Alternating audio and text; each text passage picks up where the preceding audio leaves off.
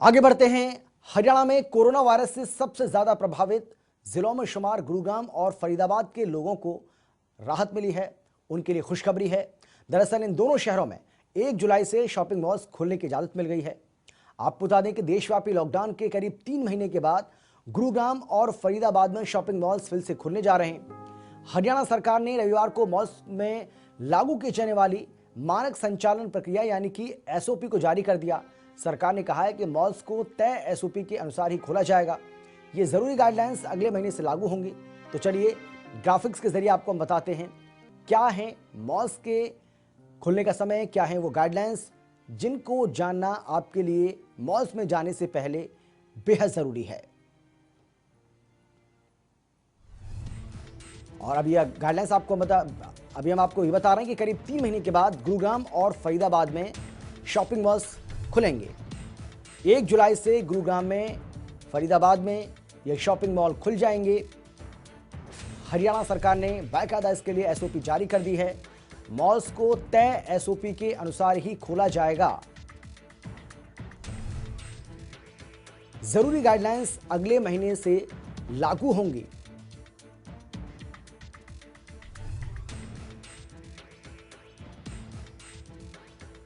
SOP का पालन करवाने की जिम्मेदारी मॉल मैनेजमेंट की होगी। मॉल्स के खुलने का समय 9 बजे से लेकर रात 8 बजे तक रहेगा। और हमारे साथ हमारे दो संवाददाता, गुरुग्राम से हमारे साथ नीरज वशिष्ठ और फरीदाबाद से पूजा शर्मा मेरी सहयोगी हमारे साथ मौजूद हैं। मैं नीरज, सबसे पहले आपके पास आना चाहूँगा। गुरुग्राम में 1 जुलाई से शॉपिंग मॉल्स को खोलने की इजाज़त दे दी गई है, लेकिन सवाल यह है क्योंकि कोरोना का जो खतरा है वो अभी भी बना हुआ है, कोरोना के जो मामले हैं उनमें अभी भी बढ़ोतरी देखने को मिल रही है, लेकिन इस बीच सरकार ये फैसला ले रही है कि शॉपिंग मॉल्स को खोला जाए। क्या शॉपिंग मॉल संचालक जो हैं उनका ये दबाव इसे कहा जाए, या सरकार चाहती है कि अब आर्थिक जो गतिविधियां हैं उनको और ज्यादा गति देने की जरूरत है? अमित, देखिए, इस वक्त मैं एमजी रोड गुड़गांव के ऊपर खड़ा हूं और ये जो चिर परिचित मेट्रोपॉलिटन मॉल है, मैं आपको दिखाना चाहूंगा यहाँ की तस्वीरें। यहाँ पे मैं इस वक्त खड़ा हूँ।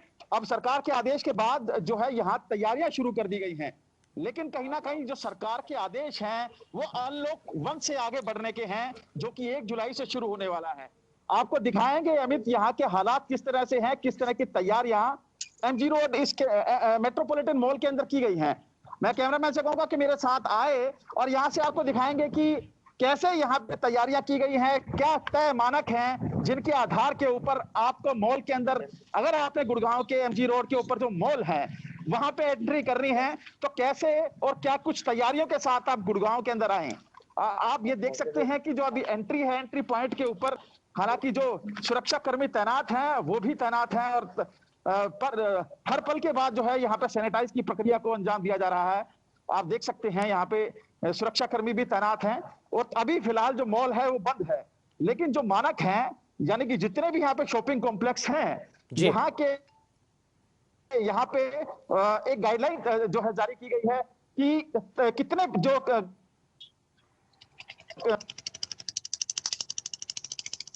जी चलिए नीरज, आते हैं आपके पास। जैसे ही एक बार फिर से आप हमारे साथ जुड़ते हैं, आपसे हम और ज़्यादा जानकारी लेंगे। हम पूजा का रुख करेंगे। पूजा, हम आपसे भी जानना चाहेंगे, फरीदाबाद का भी वही हाल है। फरीदाबाद में तो पिछले कई दिनों से देखने को ये मिल रहा है कि गुरुग्राम से ज़्यादा मामले सामने आ रहे हैं, उसके बावजूद सरकार ये बड़ा फैसला लेने जा रही है। क्या वजह माने? कौन था? देखिए, गुड़गांव हो या फरीदाबाद हो, यहाँ पर अनलॉक 1 का जो फायदा लोगों को ये सरकार ने बाकी जिलों में दिया है वो यहाँ पर नहीं मिला। लोकल एडमिनिस्ट्रेशन कोई भी रिस्क लेने को तैयार नहीं है, क्योंकि कोरोना के मामले लगातार बढ़ते जा रहे हैं। शॉपिंग मॉल्स को लेकर आदेश जारी हो गए। हरियाणा सरकार ने निर्णय लिया है कि 1 जुलाई से खोलेंगे। और इस वक्त मैं सेक्टर 12 के स्टेशन मॉल पर खड़ी हूँ और मेरे लगभग 50 मीटर के दायरे में यहाँ पर 3 मॉल है। फरीदाबाद में लगभग आधा दर्जन शॉपिंग मॉल्स है।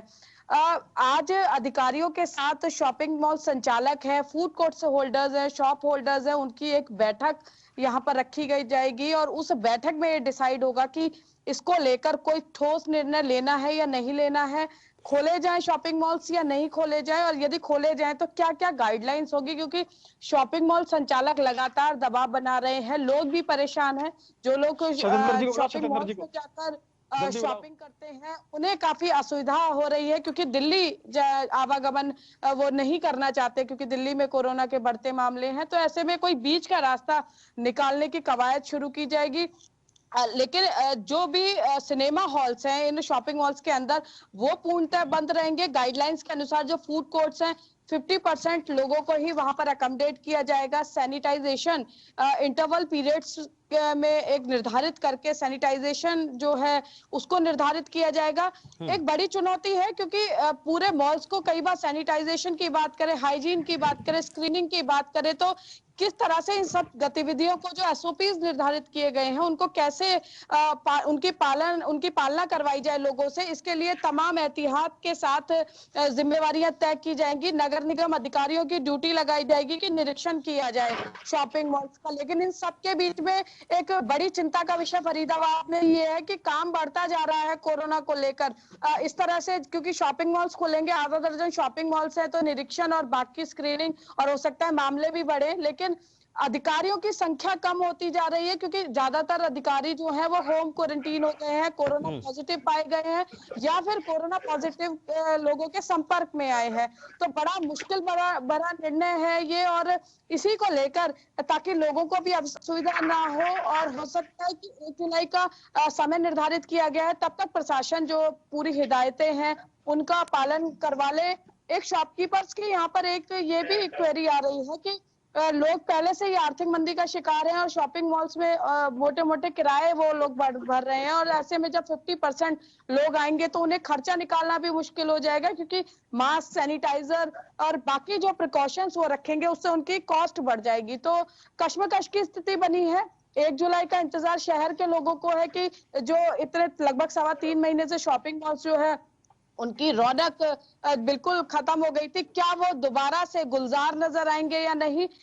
सबकी निगाहें आज जो अधिकारियों की बैठक होने वाली है उस पर टिकी हुई है, और उम्मीद ये जता रहे हैं, चाहे शॉपिंग मॉल संचालक हो या आम लोग हो, कि प्रशासन इसमें राहत का कोई निर्णय ले, ताकि धीरे धीरे जो चीजें हैं वो पटरी पर आ जाए। क्योंकि हरियाणा सरकार ने जो ये निर्णय लिया है उसका भी पीछे मकसद और उद्देश्य ये कहीं ना कहीं यही है कि जो आर्थिक गतिविधियां हैं, जो लोग इस संकट में आर्थिक मंदी से जूझ रहे हैं, उनको कहीं ना कहीं राहत मिले। तो एक धीरे धीरे की कोशिश की गई है। यही कारण है कि जो अंदर तमाम गाइडलाइंस को सुनिश्चित करने के लिए मॉनिटरिंग कमेटी भी बनाई जाएगी, ऐसा कहा जा रहा है जिला प्रशासन की ओर से, और आज की बैठक में भी यह तय किया जाएगा, ताकि यदि कोई केस संक्रमित आता है, क्योंकि मॉल जो है वो पूरा पैक्ड होता है, उसके अंदर कोरोना को लेकर जो एसी का टेम्परेचर है वो मेंटेन रहे, उसकी मॉनिटरिंग हो। बिल्कुल पूजा, आ रहे हैं आपके पास आ रहे हैं। नीरज, आप अपनी बात पूरी नहीं कर पाए थे, बीच में कनेक्शन कट गया था, अब आप अपनी बात पूरी करिए। क्या जानकारी आप दे रहे थे?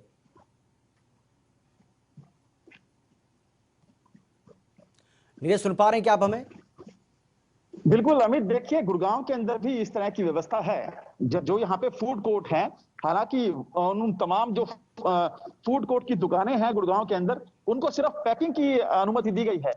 ऐसे में यहाँ पे किस तरह से जो बैठक कराकर या फिर बैठाकर खिलाने की प्रक्रिया है, इसके ऊपर भी संशय बरकरार है। लेकिन मैं आपको बताऊं कि मेट्रो भी अभी तक शुरू नहीं हुई है। बहुत सारे लोग ऐसे हैं जो दिल्ली से गुड़गांव के अंदर शॉपिंग करने के लिए आते हैं। ऐसे में 3 महीने की इस आर्थिक मंदी के बाद ये लोग, जो दुकानदार यहाँ पे हैं, जो लाखों रुपए किराया दे रहे हैं, इस आर्थिक मंदी के दौर से कैसे उबर पाएंगे, क्योंकि संख्या सुनिश्चित की गई है। तमाम जो तय मानक हैं उनके आधार पे मॉल के अंदर एंट्री होगी, और जितने भी शॉपिंग कॉम्प्लेक्स है, जो ग्राहक हैं, उनकी संख्या को भी निश्चित किया गया है। तो बिल्कुल ये तमाम चीजों से उबर पाएंगे दुकानदार या फिर। बिल्कुल नीरज, आपका और पूजा आपका, आप दोनों का बहुत बहुत शुक्रिया, समय की कमी है इस तमाम जानकारी के लिए। लेकिन फरीदाबाद और गुरुग्राम में शॉपिंग मॉल्स खुलने जा रहे हैं, लेकिन गाइडलाइंस क्या है इसके लिए? 2 गज की दूरी मॉल्स में भी जरूरी होगी। तो 2 गज की दूरी का आपको ध्यान रखना होगा। अगर आप मॉल में जा रहे हैं तो 6 फीट के सोशल डिस्टेंसिंग का पालन आपको मॉल के अंदर करना होगा। इसके साथ ही फेस कवर या मास्क का इस्तेमाल अनिवार्य होगा। तो जो गाइडलाइंस जारी की गई हैं उसमें क्या कुछ कहा गया है ये आपको हम बता रहे हैं। मॉल में प्रवेश से पहले हाथों को सैनिटाइज करना होगा, यानी कि जब भी आप मॉल में एंट्री करेंगे उससे पहले आपको अपने हाथों को सैनिटाइज करना होगा। मॉल्स के बाहर जाने पर भी थर्मल स्क्रीनिंग होगी। ये एक नई बात जोड़ी गई है कि अगर आप मॉल्स के बाहर जा रहे हैं तब भी आपकी स्क्रीनिंग की जाएगी। आरोग्य सेतु ऐप का फोन में इंस्टॉल होना अनिवार्य होगा। आपके स्मार्टफोन के अंदर आरोग्य सेतु ऐप का होना जरूरी है। जिन कस्टमर्स में संक्रमण के कोई लक्षण नहीं होंगे, सिर्फ उन्हीं को एंट्री दी जाएगी। केवल उन्हीं को मॉल में प्रवेश की अनुमति दी जाएगी। इसके साथ ही एसओपी का पालन करवाने के लिए मॉल मैनेजमेंट पर्याप्त कर्मचारियों की तैनाती करे। ये भी जो गाइडलाइन जारी की गई है सरकार की ओर से, उसमें कहा गया है। इसके साथ ही 65 साल से ज्यादा उम्र के लोगों को घर पर रहने की सलाह दी गई है। उनसे कहा गया है कि वो बहुत ज्यादा जरूरी ना हो तो मॉल ना जाएं। इसके साथ ही गर्भवती महिलाएं और 10 साल से कम उम्र के बच्चों को भी यही सलाह दी गई है कि वो अपने घर पर ही रहें। सरल सार्वजनिक स्वास्थ्य उपाय का ध्यान रखना होगा, यानी कि जो हेल्थ सेफ्टी के जो उपाय हैं उसका ध्यान रखना होगा।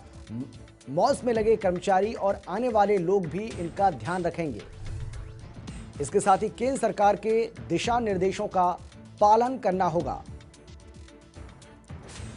और जो सबसे बड़ी बात है जिसका सभी को ध्यान रखना होगा कि अगर, और ये जो बात है ये मॉल संचालकों के लिए है कि अगर मॉल में किसी तरह की कोई कोताही बरती जाती है, लापरवाही बरती जाती है, गाइडलाइंस का पालन नहीं किया जाता है, तो मॉल को बंद भी करा दिया जाएगा जिला प्रशासन की ओर से। तो अनलॉक 1 के दौरान हरियाणा में कोरोना के किस रफ्तार से केस बढ़े हैं, ये भी आपको हम बताते हैं। अब आप देखिए, 1 जून से 28 जून के बीच का ये आंकड़ा आपको हम बता रहे हैं। 1 जून को 2356 मामले थे प्रदेश में और 28 जून को ये मामले 13,829 जा पहुंचे। यानी कि अनलॉक 1 में 11,473 नए मामले सामने आ गए। अनलॉक 1 जो कि 1 जून से लागू हुआ है, अब तकरीबन आप 1 महीना मान लीजिए, 1 महीने के भीतर 11,500 के करीब मामले सामने आ गए नए।